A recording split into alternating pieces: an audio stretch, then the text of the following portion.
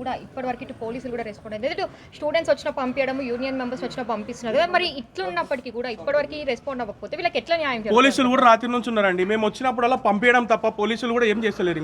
ఇంకా మేము ఆడికి పోయి సమాధానం తెలుసుకొని యజమానంతో మాట్లాడతామని చెప్తున్నాం. అయినా సరే మమ్మల్ని ఇక్కడ దాకా నూక్కొని ఇక్కడ దాకా తీసుకొచ్చారు.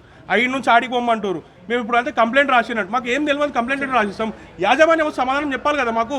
అక్కడ ఏం జరిగింది, అసలు ఎవరున్నారు, ఇంతమంది లక్షలు కట్టి ఫీజులు కట్టి ఇక్కడ పంపిస్తుంటే వాళ్ళని చూసుకునేటోడు కూడా లేడా కాలేజీలలో? ఇట్లాంటి కాలేజీలు అడ్వర్టైజులు ఇచ్చి ర్యాంకులు వచ్చినాయి ఇవే పేరెంట్స్ నమ్మి పంపిస్తారు. అది తప్పు కాదు సార్. సార్ ఎవిడెన్స్ ఉన్నాయి సార్, 110%. చాలా ఎవిడెన్స్ ఉన్నాయి సార్, చాలా ఉన్నాయి ఎవిడెన్స్. వాళ్ళు చూస్తారు సార్, వాళ్ళు ఏమంటలేరు. చూసుకుంటే లా ఎన్ఫోర్స్మెంట్ యాజమాన్యం లా ఎన్ఫోర్స్మెంట్ ఏం లేదు.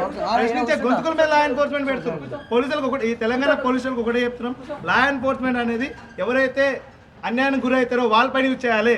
అంతేగాని ప్రశ్నించే గొంతుల మీద యూజ్ చేస్తే మాత్రం బీఆర్ఎస్ సహించేదే లేదు. మాకున్న దరిద్రానికి రాష్ట్రానికి ఒక ఎడ్యుకేషన్ మినిస్టర్ లేదు, ఒక హోమ్ మినిస్టర్ లేదు. ఈ దరిద్రానికి ఇన్ని చావులు అవుతాయి. కరెక్ట్ డిసెంబర్ రాగానే ఎందుకు చావులు వస్తాయి నాకు అర్థం కాదు. ఎన్నిసార్లు మేము కాలేజీలలో పోయి ఎందుకు క్లాసులు ఎక్స్ట్రా పెడుతున్నారంటే సార్ మాకు అది ఉంది, మాకు ఇది ఉంది, మేము పేరెంట్స్తో మాట్లాడమని చెప్తారు తప్ప ఇట్లా స్ట్రెస్ల వల్ల చచ్చిపోతారు పిల్లలు. అది ఇలా అర్థమవుతలేదు. ఇంకెన్ని సంవత్సరాలు ఈ మర్డర్లు ఇవి 110%. ఈ ఇంటర్ కాలేజ్ చేస్తున్న మర్డర్లు ఇవి. ఇప్పటికీ మేము ఎన్ని కంప్లైంట్లు ఇస్తున్నాం, ఎంతమందితో పోరాడుతున్నాం. నిన్నట్టుగా మొన్న ఒక చైతన్య కాలేజ్లో చావైంది, ఇప్పటిదాకా లేదు. వాళ్ళు లోపల ఏం మాట్లాడి పేరెంట్స్ ఏం న్యాయం చేస్తారండి వీళ్ళు? పేరెంట్స్ పిల్లలు చచ్చిపోయినాక న్యాయం చేస్తారా?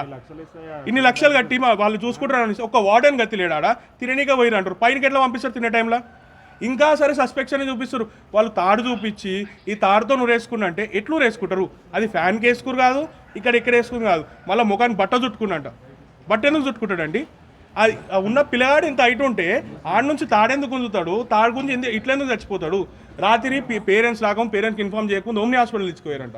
తీసుకుపోయి అక్కడ నుంచి డైరెక్ట్ గాంధీ తీసుకొని అవసరం ఏముంది? తెలిసింది కదా, చూసిరు కదా వాళ్ళు చావుని.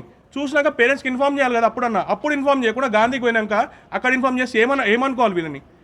ఇలా హత్య అనుకోవాలి, ఇంకేమనుకోవాలి? ఇప్పటికి సమాధానం చెప్తలేరు. వచ్చిన స్టూడెంట్ని కూడా పంపించేసారు. ఆ పక్కకున్న ఎవరైతే ఎవిడెన్స్ ఉన్నారో అతను వస్తే అతను కూడా పంపించేసారు సైడ్ నుంచి. అలా చూస్తే ఒక్క పిల్లగాడు లేడు, ఒక వార్డెన్ లేడు. రాత్రి ఎవరైతే ఉన్నాడో వాడు ఒక్కడు కనిపిస్తలేడు. మాకు పొద్దున 10 గంటలకు ఎవిడెన్స్ ఇస్తా అన్నాడు. వాడు ఇప్పుడు ఎవిడెన్స్ చూపించాలి మాకు. 110% మాకు ఎవిడెన్స్ చూపించాక నేటికి వెళ్ళిపోతాం. లేకపోతే కాలేజ్ ఉంటుందా మేము ఉంటామో చూస్తాం. అది